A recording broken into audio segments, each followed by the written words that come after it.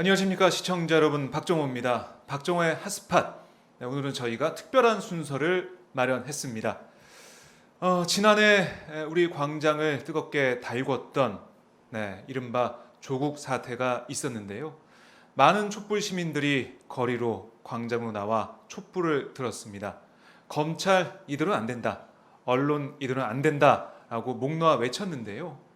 그때 어떤 일들이 있었고 우리는 왜 분노했고 왜 촛불을 들었는지 그 모든 것들을 정리한 이른바 저희가 불러왔던 대로라면 조국 백서, 그 책이 드디어 나왔습니다. 자, 정식 책 제목은 아시겠지만은 검찰 개혁과 촛불 시민, 조국 사태로 본 정치 검찰과 언론인데요. 오늘 특별한 순서로 이 조국 백서 추진위 집행위원장으로서 정말 고생하고 노력한 최민희 전 의원을 모셔서 말씀을 나눠보겠습니다. 안녕하십니까, 의원님? 안녕하세요. 네. 오시느라 고생하셨어요. 물난리가 네, 나가서 폭우 정말 때문에 고생하셨습니다.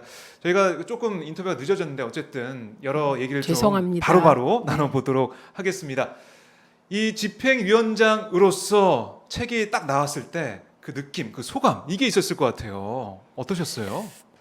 저는 첫 느낌이 정경심 교수와 그 조국 전 장관 가족들에게 이게 위로가 됐으면 좋겠다, 이런 생각이 가장 먼저 들었어요. 그 이유는 조국 전 장관은 본인이 평생을 검찰개혁과 사법정의를 위해서 나선 사람이잖아요. 저는 그분이 당하는 고초는 우리들이 과거 민주화 운동하면서 옥고도 치르고 뭐 그런 거랑 똑같다고 생각해요.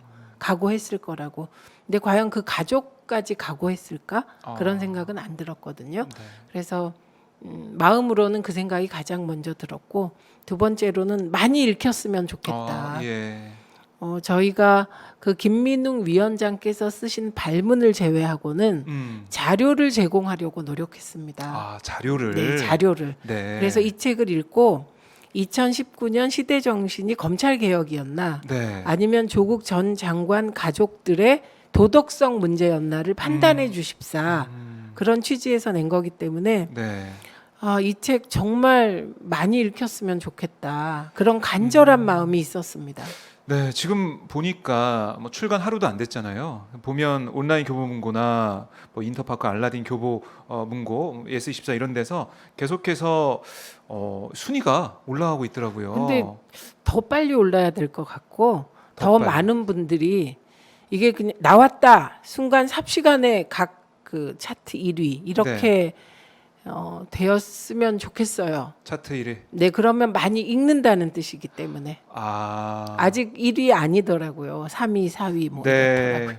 예매하시는 거라. 예매 지금 순위가 나오고 있는데, 그러니까 우리 이 방송 보신 분도 그렇고 정말 독자들이 1위가 되는 걸 봐야 더 많이 사시고 그러니까. 그렇죠. 주목도가 높아지니까 빨리빨리 예매해 주세요. 알겠습니다. 자, 조국 백서, 검찰 개혁과 촛불 시민, 이렇게까지 나올 거라고 많은 분들이 예상하셨겠지만 또 일각에서는 뭐 흐지부지 되는 거 아니야, 이런 생각도 했을 것 같아요. 그런 사람도 있었겠죠, 일부. 이렇게 나오게 된 과정, 이것도 좀 궁금해요. 준비하시면서 뭐 필진들과 함께 회의나 이런 걸 통해서 함께 만든 원칙이랄까요? 뭐 이런 게 좀 있었나요? 예, 우선 원칙은 전문가들이 쓰지 않는다였어요. 전문가들 중심으로 구성된 그런 책보다는 이 검찰 개혁과 조국 전 장관, 법무부 장관 내정 이후 일어났던 이 모든 일을 현장에서 직접 체험한 시민들이 기록한다가 기준이었어요. 시민들이 시민의 시각에서. 그래서 필진도 지금 고일석 기자와 박지훈, 이게 변호사 아니에요? 변호사 박지훈님 아니고 그 IT 전문가세요. 그런 분들 중심으로 필진을 꾸렸습니다. 왜냐하면 그분들이 이미 조국 그 파동, 조국 순환사 그 과정에서 언론의 문제, 검찰 수사의 문제를 기록하고 계셨어요. 그래서 그렇게 처음부터 관심을 가지고 기록해온 분들 중심으로 간다, 이게 기준이었어요. 그리고 제가 11월에 다스베이더 출연했을 때 네.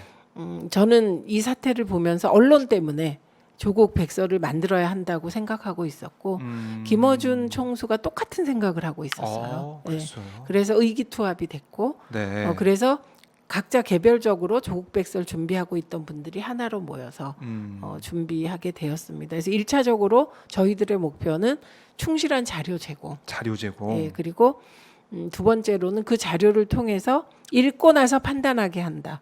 예, 이게 기본 네. 예, 생각이었습니다. 그런 원칙에 따라서 이렇게 자료를 뭐 정리하고 한눈에 볼 수 있게 만드신 건데요. 하나하나 좀 짚어 보면 네, 처음에 나온 게 바로 검찰 개혁입니다. 네, 그러니까 이른바 이 조국 대전 이게 결국 검찰 개혁 대전이었다. 네, 이렇게 보시는 거잖아요. 그렇습니다. 왜 그렇게 보고 계신지. 이건 그 거꾸로 질문해 보시면 돼요. 네. 과연 조국 전 법무부 장관이 검찰 개혁을 하겠다고 나서지 않았어도 그런 순환을 당했을까? 이렇게 물어보시면 뭐 간단하고 네. 문재인 대통령께서 조국 전 법무부 장관을 임명하지 않고 그냥 관료 출신의 뭐 검찰 출신의 네. 뭐 적당한 사람을 법무부 장관에 임명했어도 이 파동이 났을까?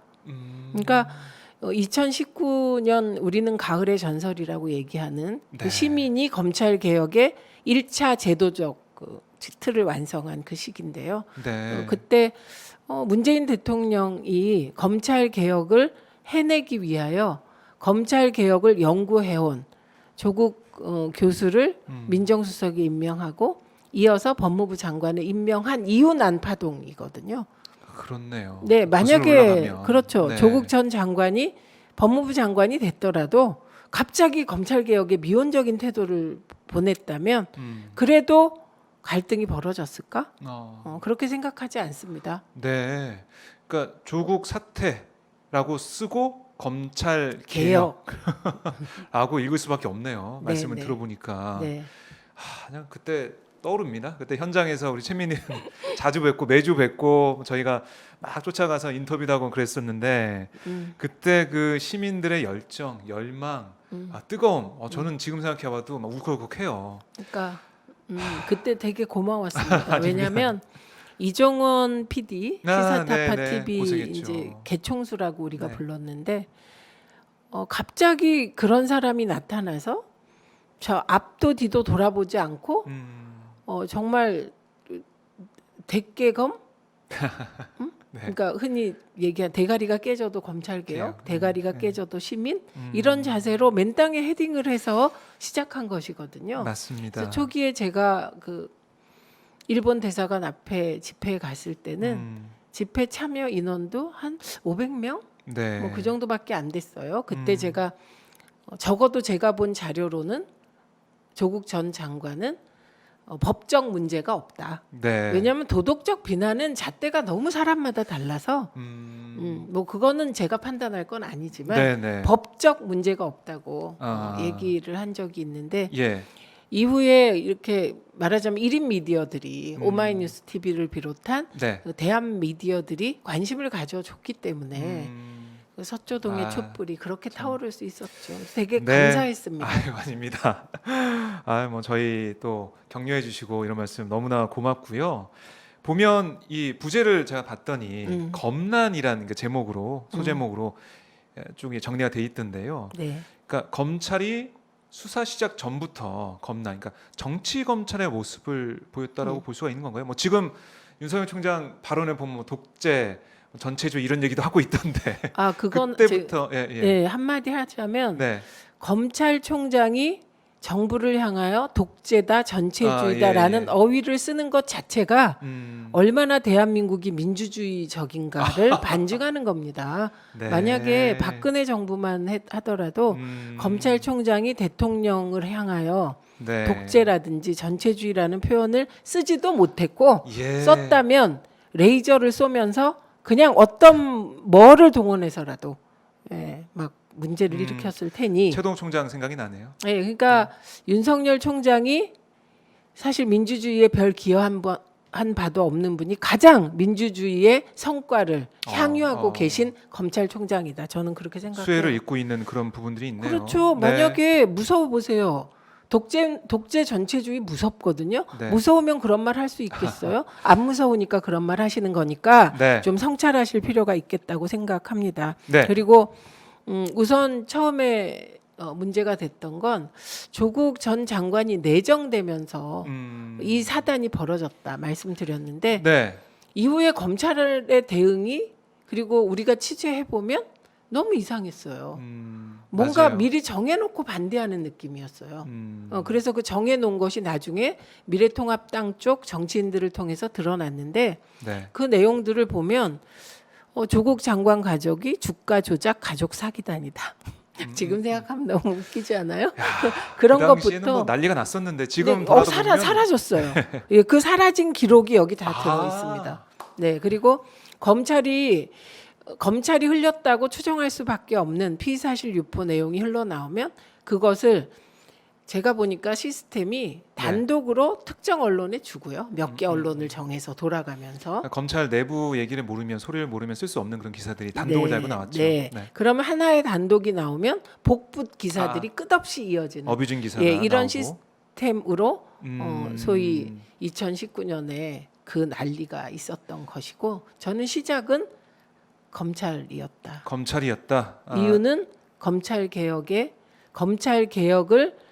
강하게 추진할 실세 법무부 장관이 싫었기 때문이다. 이렇게 판단했습니다. 네.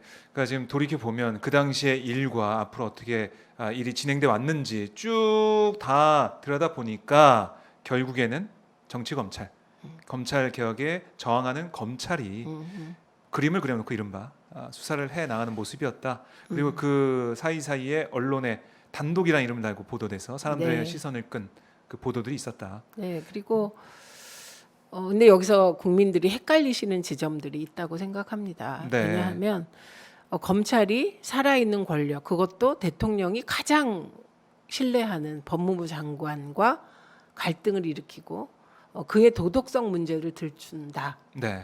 라는 요거를 한 문장으로 정리를 하면 검찰이 살아있는 권력을 겨눈다예요. 네. 그 얘기를 하고 있죠. 통합당에서도. 네, 살아있는 권력을 겨눈다. 네. 그런데 이게 일반적으로 검찰이 쓰는 트릭이다. 제가 정리를 했는데요. 네. 그 검란에 들어가는 에필로그에 이 정리를 잘 해놨습니다. 아하. 왜 그랬는지. 예. 그러면 왜 과거의 검찰총장들은 보수 정권 하에서 보수 정권에게 칼을 들이밀지 않았는가? 그래서 보수 정부가 되면 검찰과 정권이 한 몸이 돼서 운영을 하다가 민주 정부가 들어서면 민주 정부와 검찰이 대립되는 역사가 반복해 왔잖아요. 그렇네요. 예, 노무현 우리 정부 때도 노무현 그렇고. 정부 때도 이즘하면 막 하자는 거죠. 예, 그 발언이 나올 정도로 네. 대통령 앞에서 제가 보기엔 아나무인이라고 할 만큼 언론 자유가 보장되어 있었거든요. 네. 그래서 이 문제에 대해서 시각을 잡기가 힘든 측면이 있기 때문에 처음에 중간층이 중도가 헷갈리지 네. 않았나 합니다. 그런데 이 건은 민주정부가 들어섰을 때 검찰은 소위 정치 자금, 이건 여야 모두 해당되는 거잖아요. 정치 자금 등을 수사해서 국민적 여론을 등에 업어요. 일단. 그리고 그 다음 단계로 들어가는 것이 민주정부와 대립각을 세웁니다. 목표는 검찰 개혁을 반대하기 위하여. 그래서 이번에 조국 전 법무부 장관 가족에게 씌워진 도덕적인 단죄는 그러한 검찰의 의도였다. 그러니까 네. 검찰 개혁을 담당하는 법무부 장관 가족의 도덕성 문제로 프레임을 바꿔서 네. 목표는 검찰 개혁을 저지하기 위한 것이었다. 하. 이게 과거에 열린우리당만 하더라도 공수처 못 만들죠. 다만 이번에는 이해찬 대표라든가 이인영 대표라든가 네. 민주화 운동으로 잔뼈가 굵어서 검찰의 트릭에 넘어가지 않는 민주당 지도부가 네. 있었고 다음으로는 그것보다 더 중요한 노무현 대통령과 함께 성장했던 네. 노무현 대통령의 안타까운 비극적 사건과 함께 더 성장한 네. 시민들이 존재해서 그 검찰 개혁을 강력하게 추동했다. 네. 이 두 가지로 그나마 공수처 입법, 검경 수사권 조정 입법이 가능했다고 봅니다. 그렇게 이 여당과 정부에서 하고 정말 할 것 같으니까 검찰에서는 정말 이거 안 되겠다. 그러니까 도덕성 프레임으로 아, 바꿔서 국민 여론을 흔들어서 검찰 개혁을 막으려고 한 겁니다. 예, 와, 이거 엄청난 저항이었네요. 들어보면 네, 이 검찰 저항의 개혁에 대해. 본질이 네. 제가 쓴 책 쉼없이 걸어 촛불을 만났다 해서 이미 요 얘기를 좀 했어요. 네. 김유진 이사랑 같이 쓴 책인데 거기선 이제 여기선 못했지만 거기선 보다 분명하게 이건 단지 검찰만이 아니다. 검찰 개혁 의제를 반대하는 기득권의 총 카르텔이 아, 저항한 것이고 예. 저는 누군가는 그 기획을 했다고 의심한다라고 썼었어요. 좀 글쎄요, 이게 전율이 느껴질 정도로 의원님 말씀 들으니까 이게 그냥 단면만 볼 수 있는 것도 아니고 정말 네. 여러 복합적인 것들 네. 말씀하신 기득권, 카르텔 네. 이것까지 다 한데 뭉쳐져 있는 그런 일이 저항이었다. 저항이 있었다는 거네요. 예, 그게 촛불이 없었다면 음. 그 저항 앞에서 네. 민주당도 무릎을 꿇을 수밖에 없었을 것이다. 네. 이렇게 본다. 저의 시각이. 그리고 기득권은 네.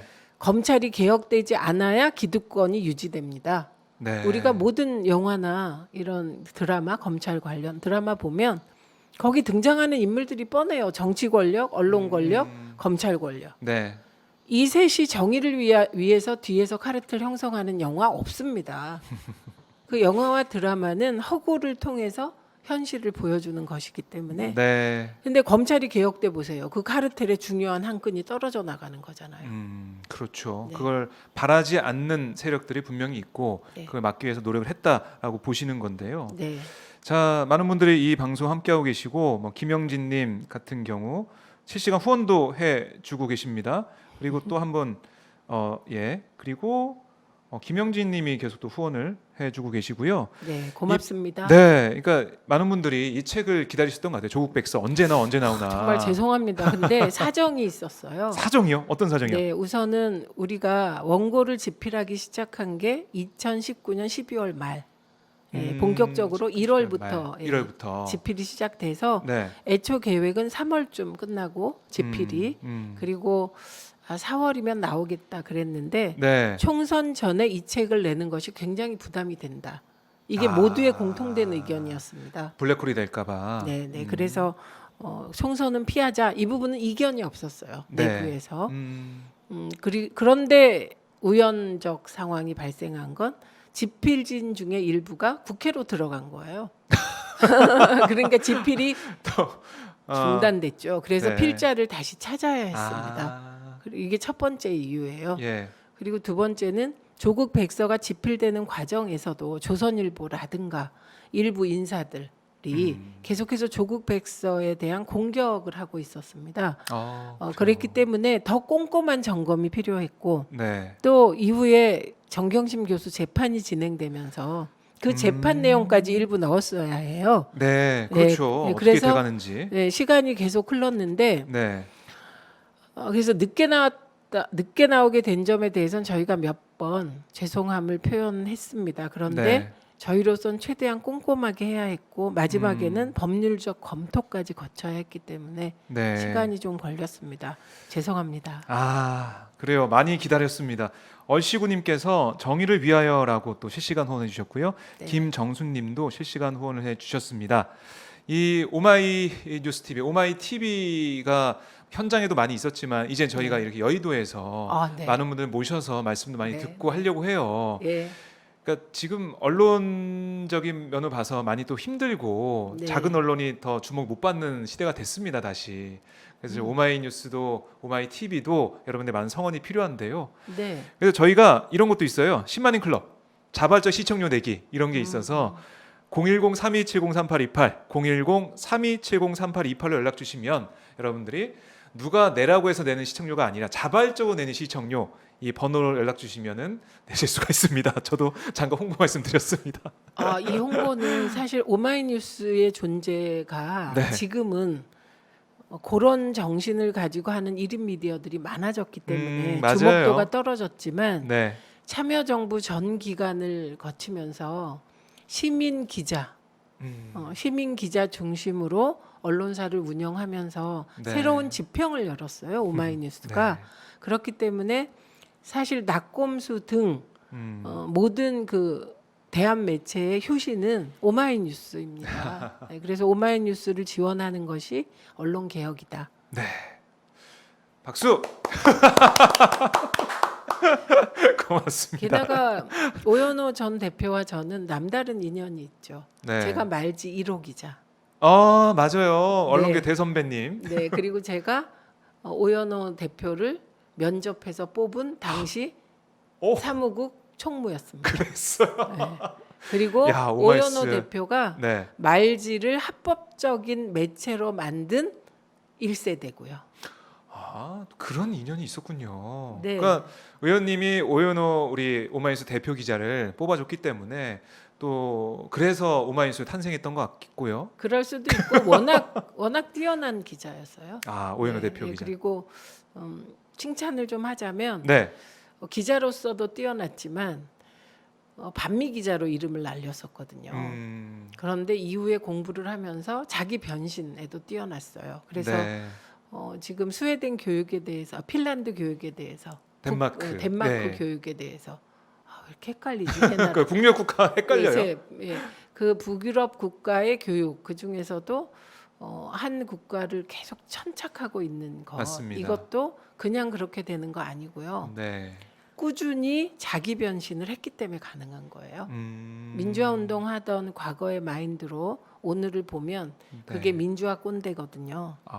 네, 근데 그렇게 되지 않고 자기 변신을 하면서 네. 언론에서는 1인 매체 시대, 이런 대한 매체, 시민 매체 시대를 열었고 개인적으로 오연호 대표 개인적으로는 어쨌든 새로운 사회, 행복한 사회, 행복한 교육을 향한 끊임없는 천착을 하고 있잖아요. 네. 저게 우리 해직 언론인들이 보여준 언론인의 참 모습이에요. 맞습니다.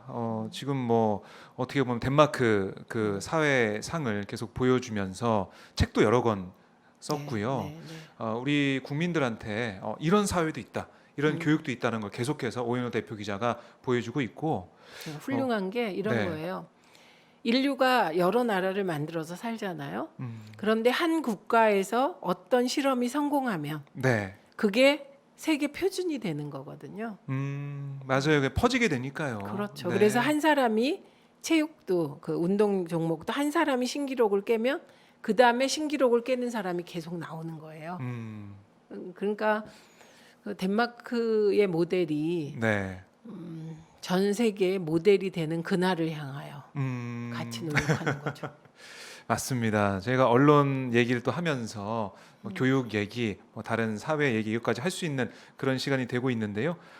옥상 황제님께서 두 분 모두 고맙습니다. 백설을 기다리며라면서 또 실시간 후원해 주셨네요. 정말 고맙습니다. 많이 기다리고 계셨고 이 백설을 위해서 기꺼이 후원하신 분들 많으시잖아요. 네. 그 후원을 통해서 이렇게 탄생하게 됐는데 이 책이 글쎄요, 이 검찰 개혁 또 언론 개혁, 촛불 시민 이 중요한 자료로서 많이 읽히고 그럴 것 같다는 생각이 들어요. 저는 개인적으로도. 네, 지금 그런 것 같고 관심도가 높고요. 네. 그리고 무엇보다 정경심 교수 재판이 진행되면서 그 검찰의 기소가 얼마나 무리한 것이었냐가 드러나고 있습니다. 네. 그러니까 특히 표창장의 경우는 검찰 시각에서 표창장 위조라는 하나의 범죄 행위에 두 개의 공소장이 존재하고 두 개의 기소가 존재하는 정말 희한한 사태를 목도하고 있는 것이거든요. 네. 뿐만 아니라 사모펀드 관련하여 주가 조작 가족 사기단에 조국 전 장관이 대권 가기 위하여 돈이 필요해서 관급 공사를 싹쓸이했다는 의혹까지 별의별 황당무계한 소설. 저 소설가 협회에서 저를 뭐 저 성명서 내셔도 상관없습니다. 정말 황당무계한 소설을 써 제꼈는데요.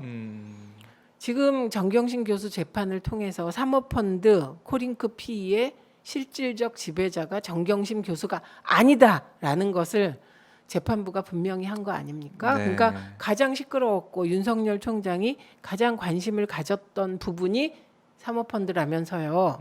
그랬죠. 그러면 이 대목에 대하여 윤석열 총장과 검찰발 받아쓰기를 했던 것으로 주목받았던 언론들은 한마디쯤 해야 되지 않을까? 왜 다들 침묵할까? 네. 윤석열 총장 관련 의혹을 제기했던 한겨레는 일면을 통해서 전대미문의 사과를 했고 네.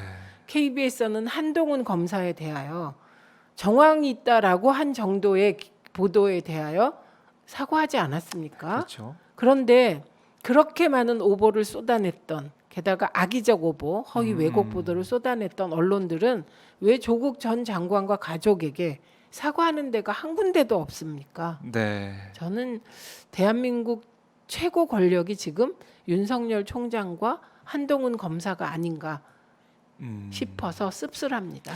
예, 그러니까 언론 문제를 또 강하게 지적해 주셨는데 보면 겁난 부분도 있지만 언난이란 부분도 있어요. 네. 그러니까 크게 그렇게 부재까지 딱 넣어서 언난이라고 했 이유가 있을까요? 저는 이번 조국 2019년에 그렇게 검찰 개혁 이슈가 왜곡되게 국민에게 전달되는 과정에서 검찰 못지않게 언론도 저는 일종의 제가 보기에는 네. 이거는 일종의 범법에 가까운 행동이 범법에 있었다고 가까운 생각합니다. 행동. 네. 왜냐하면 취재 윤리 위반이라는 거 조국 가족을 취재하는 과정에서 정말 비일비재하게 벌어지지 않았습니까? 네. 그러니까 우리 언론이 검찰적 시각에서 조국 전 장관의 검찰 개혁을 막기 위하여 네. 이걸 도덕 문제를 확대 과장 침소 봉대한 건 이건 어쩌면 검찰보다 더 큰 잘못을 범했다. 네. 이렇게 생각합니다. 그래서 뭐 검찰 개혁, 언론 개혁 이 얘기가 꼭 우리 광장에서 시민들과 함께 했을 때 꼭 나왔거든요. 언론 개혁이라는 말이 빠지지 않았어요. 그러니까 그렇게 조국 전 장관 가족의 도덕성과 과거 10년 전, 20년 전, 네. 30년 전 일을 의심하고 보도하던 언론이 왜 검찰에서 흘러나오는 피의 사실에 대해서는 취재하지 않고 그대로 받았습니까? 그게 네. 언론입니까? 저는 지금 언론의 가장 큰 문제는 취재하지 않는 것. 네. 그러면 기자가 아니지 않아요? 기자는 기 취재하고 그 취재한 결과를 정리해서 육하 원칙에 따라 네. 정리해서 스트레이트 기사로 일단 전하고 이후에 그 스트레이트 기사를 바탕으로 자기 의견을 더한 해석하는 존재잖아요. 그렇죠. 그런데 취재하지 않고 검찰이 흘리는 걸 받아 쓴다면 기자가 존재할 이유가 뭐가 있습니까? 이거 모든 기자에게 여쭙고 싶습니다. 어떻게 네. 생각하십니까? 그냥 피의 사실 유포하면 그거 그냥 받아 쓰는 게 언론인가요? 막 그런 것들을 그냥 단독, 그러니까 어떻게 보면 빨리 보도하는 게 단독인 것처럼 그렇게 알려지는 그런 상황이 계속이 됐고 언론이 그러니까 하나의 그러니까 언론이 정말 많잖아요. 많은데 마치 이번 사태 때는 언론이 몇 개 안 되는 것 같았어요. 그러니까 한 번 쓰면 그게 똑같아요. 똑같이 써서 다 지면에 장식하고 이런 게 많았죠. 뿐만 아니라 예를 들면 포르쉐 관련 네. 악의적 왜곡 보도가 있었습니다. 그게 유튜브 발이에요. 아, 그런데 그 유튜브에서 얘기한 무책임한 말을 언론이 받아 썼다는 거예요. 이쯤 되면 정말 우리 언론은 자기 중심이 없을 뿐만 아니라 자존감도 없다고 볼 수밖에 없어요. 일개 유튜브의 거짓말, 일개 유튜브에서 있었던 거짓말을 그냥 받았습니까? 그 포르쉐에 가서 취재만 하면 금방 조국 전 장관 딸 것이 아니다라는 게 예. 확인되는 거잖아요. 참 저도 뭐 기자로서 많은 생각을 하게 되는 그런 지점인데요. 언론이 그러니까 검찰이 개혁이 돼서 공수처가 설치가 되고 검경수사권 조정이 되고 검찰 개혁이 마무리 된다 그쯤이 되면 이제는 언론 개혁 얘기밖에 안 나올 거기 때문에 이거 피할 수 없을 것 같아요. 언론들도 더 힘든 과제가 남아 있는 거죠. 아, 예, 더 힘든 과제. 과제. 예, 이게 더 힘들다고 생각합니다. 가장 힘든 게 사람의 생각과 관련된 부분의 개혁이에요. 네. 그래서 교육 개혁 어느 정부도 제대로 해본 적이 없습니다. 종교 개혁 아무도 얘기하지 못합니다. 언론 개혁 얘기는 많이 하지만 네. 제대로 된 언론 개혁은 해본 적이 없어요. 그리고 언론 개혁이 어려운 것은 언론 자유가 네. 헌법이 보장하는 자유이기 때문에 언론 자유는 명백하고 현존하는 위협이 있지 않는 한 네. 보장되기 때문에 언론 자유를 들고 나와서 허위 왜곡 보도를 일삼는 언론이 언론 자유 뒤에 숨어서 약자 코스프레를 하면 그게 강력한 힘을 발휘하죠. 더 어렵다는 말씀이시네요. 그럼 결국 이 개혁도 시민들, 우리 촛불을 들었던 시민들, 언론 개혁을 바라는 시민들이 함께 가야 되는 그런 과제가 되겠네요. 결국에는. 제가 언론과 관련해서 지금까지 제가 철들고 한 게 언론과 관련한 일밖에 없는 그럼요. 사람이고 네, 알고 있습니다. 제가 국회에 들어가서도 언론과 맞섰고 네. 그러다 정말 많은 사연을 겪게 됐는데 진짜 언론 운동도 힘들었고 차라리 참여연대에 갈까 이런 생각까지 한 적이 있어요. 민원연은 아무리 일을 해도 언론이 보도를 안 하니까 크지를 못하는 거예요. 네. 그런 그 속으로 혼자 너무 힘들다. 언론에 대해서 비판하고 지적하니까 언론이 또 아무도 안 써주고. 오마이뉴스만 다뤄줬어요. 네. 그리고 한편으로는 개인이 끊임없이 표적이 되고 그게 되게 외로웠어요. 동지가 없는 싸움, 언론운동. 그리고 정치인들도 언론과 싸운 유일한 분이 노무현 전 대통령이어서 저는 노무현 전 대통령이 너무 좋았습니다. 네. 언론이 바뀌지 않으면 민주주의가 완성될 수 없는데 정치인들은 다 언론에 잘 보이려고만 해요. 그런데 유일하게 정말 노무현 대통령 나타나셔서 언론과 싸워주셔서 너무너무 감사한 분이었다. 그렇게 기억이 돼요. 네. 그런데 참여정부만 하더라도 광범위한 시민들이 언론 개혁을 함께 해줄 조건이 안 됐고 노사모 일부만 같이 했어요. 네. 네, 그래서 그때도 동지가 너무 적어서 뭐 하기 힘들었는데 이번 검찰 개혁 거치면서 2019년 가을을 거치면서 언론 개혁에 정말 많은 분들이 동의해 주시고 계시기 때문에 그것이 언론 개혁을 할 수 있는 큰 밑거름이 될 것 같습니다. 네. 동지가 생긴 기분. 동지가 생겼다.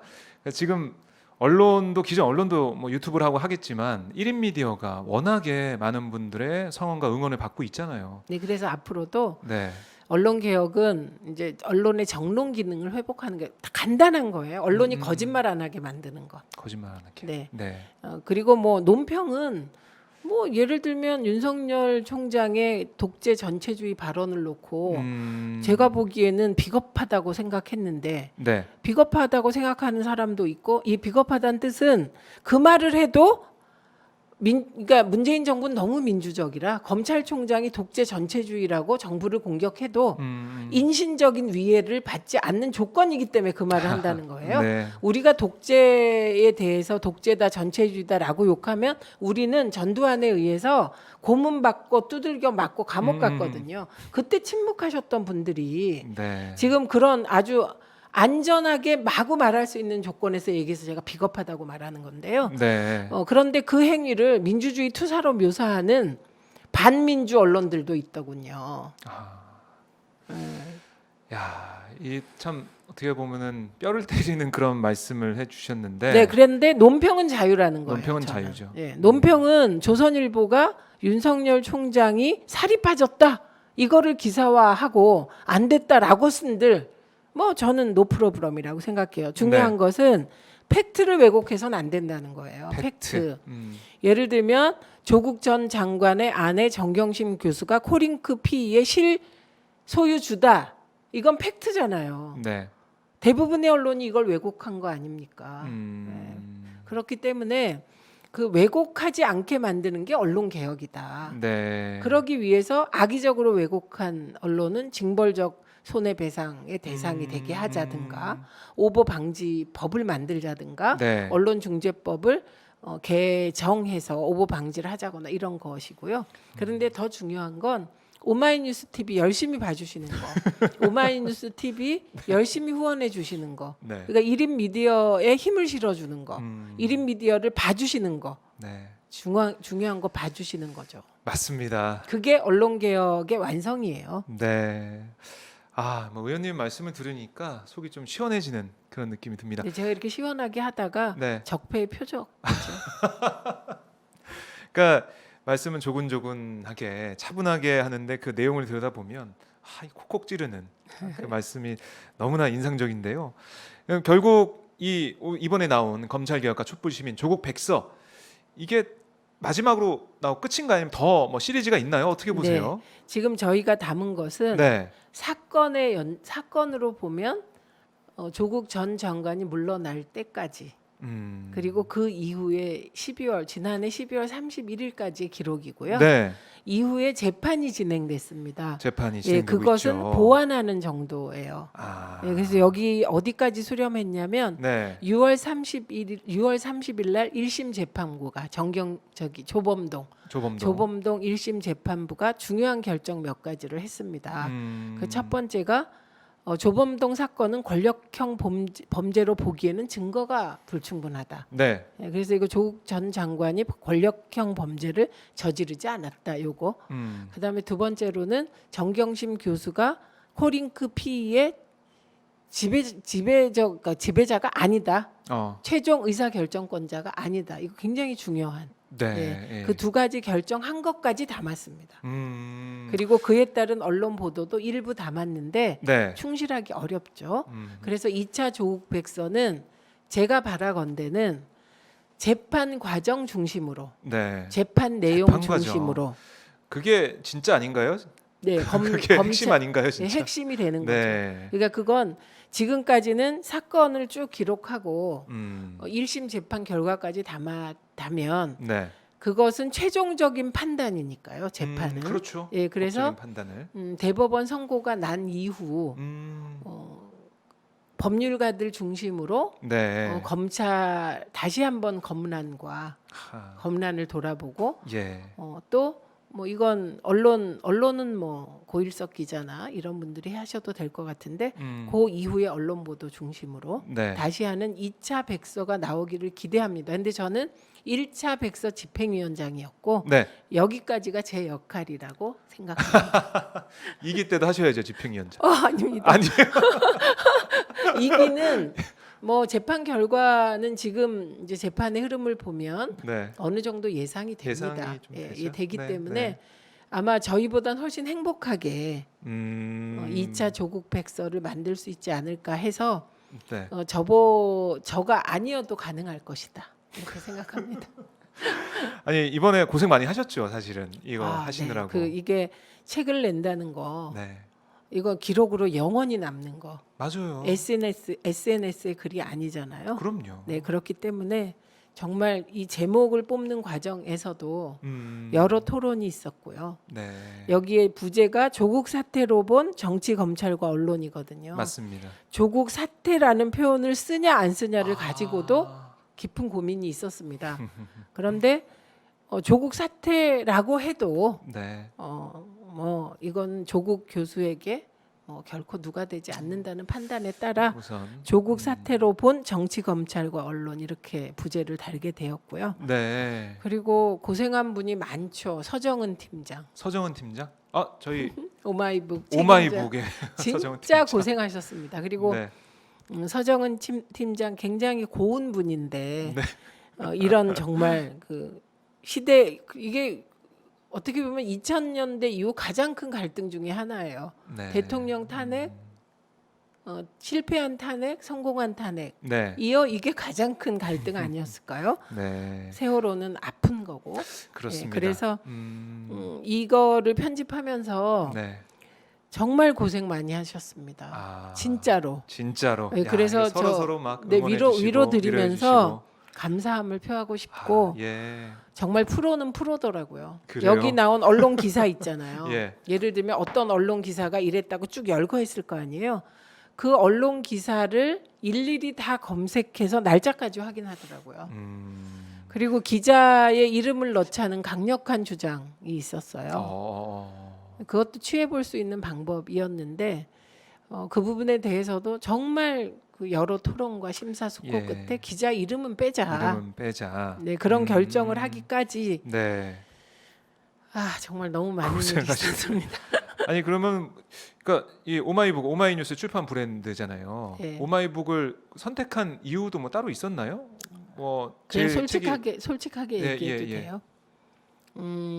딴 거 없었고요. 네. 마지막까지 오마이뉴스가 음. 그 2019년에 저는 이제 그 우리 김민웅 위원장님은 이걸 검찰 쿠데타라고 늘 표현하셔요. 네네. 예, 쿠데타라는 표현이 세긴 하지만 사실은 검난 검난. 맞거든요. 이 네. 과정에서 마지막까지 취재하면서 기사를 써준 매체가 오마이뉴스였어요. 네. 그래서 그 감사하는 마음이 늘 있었어요. 그리고 네. 오연호 대표가 어떤 식으로 책을 만들고 어떤 식으로 운영하는지를 알고 있었기 때문에 네. 또 그때는 상황이 재판이 진행이 안 됐기 때문에 조국 전 장관 가족에 대한 도덕성 문제와 검찰 개혁을 놓고 여론조사를 하면 팽팽하거나 아니면 늘 도덕성 문제에 더 손을 들어주는 여론이었어요. 네. 그럴 때였죠. 그 이럴 당시에는. 때 시작한 거예요. 이럴 때 출판사를 선정한 거예요. 예. 이 책이 이렇게 나가리라고 생각한 출판사도 없었을 때예요. 오마이뉴스라면 함께 네. 해주지 않을까? 이런 기대로 같이 하자고 제안했고 정말 흔쾌히 네. 그래서 이렇게 책이 정말 오마이뉴스에서 나오게 됐어요. 나오게 된 거군요. 게다가 제가 네. 오연호 제 스타일이 살가운 스타일이 아니라 오연호 대표하고 연락도 안 해요. 그냥 길거리에서 만나도 우리 둘 다 잘 지내세요? 그럼 보면 똑같아. 저도 똑같잖아요. 네. 우리가 만난 처음 똑같아요. 그렇겠죠. 그럼 잘 지내는구나 이러고 있다가 갑자기 억만년 만에 전화를 했어요. 그런데 뭐 그냥 억만년 만에 전화해서 그래도 뭐 어제 바로 연락한 사람처럼 그런 느낌. 그래갖고 이렇게 얘기했더니 뭐 알겠다. 네. 그리고 편집장하고 상의하겠다. 그러고는 아하. 내겠다. 그런데 예. 이 책이 이런 그 논란이 예상되니 좀 저보고 처음부터 끝까지 다 챙겨달라 이렇게 부탁을 했는데 네. 그때 내가 그 약속을 안 해야 되는데 약속을 했죠. 그리고 이제 김유진 이사가 워낙 꼼꼼하게 일을 잘해서 네. 그 편집장님이 의원님하고 김유진 이사가 끝까지 이거 같이 그 마지막 교열 교정까지 해주셔야 해줘야 된다고. 또 약속을 덜컥 해가지고 제가 약속하면 지키는 사람이잖아요. 이게 제 성격 중에 이게 가장 문제가 많은 게 약속하고 안 까먹고 지킨다는 거예요. 이게 미친 품성 때문에 저 진짜 네. 가족들한테도 엄청 혼나고요. 고생하셨습니다. 남편이 당신이 나이가 몇인데 네. 교열 보고 안 줬고 원고 다시 쓰고 안 줬고 필자 선정하고 있냐라는 혼란. 그리고 밤에 집에 가서 계속 했을 거 아니에요. 뭐를 밤에. 그럼요. 가족은 당신에게 뭐냐 늘 듣던 그 그런데 막판에 워낙 뭐 그 출판사 했기 때문에 우리 가족도 우리 남친도 그리고 우리 딸도 책을 좋아해서 네. 마지막에 교정 교열까지 같이 봐줬습니다. 네. 야, 정말 이 모든 사람의 정성들과 공짜로. 이 헌신이 있었기에 이렇게 책이 나오게 됐는데 댓글 보니까 의원님 응원하는 댓글이 많이 올라오고 있고요. 힘내라는 댓글도 많고 힘내십시오. 네, 의원님 저희 뭐 다음 일정 있어서 네. 마무리해야 될 것 같은데 네. 그래도 이 책 왜 우리가 좀 사봐야 되고 아까 제가 뭐 순위 오른다고 했는데 네. 뭐 아까 1위에 올라왔다는 얘기는 안 보이는 것 같아요 아직. 왜 이 책을 봐야 되는지 이 말씀을 좀 시청자들께 한 말씀 또 해주시죠. 검찰 개혁이었나 아니면 조국 전 장관 가족의 도덕성 문제였냐 결국 어떤 프레임에 국민이 동의하느냐가 그 사회를 이끄는 겁니다. 네. 국민들께서 검찰 개혁에 동의를 해주셨기 때문에 민주당은 공수처법을 통과시킬 수 있었던 겁니다. 그런데 끊임없이 우리 사회에는 개혁 의제들을 왜곡하려는 프레임이 존재합니다. 누군가 프레임을 왜곡하거든요.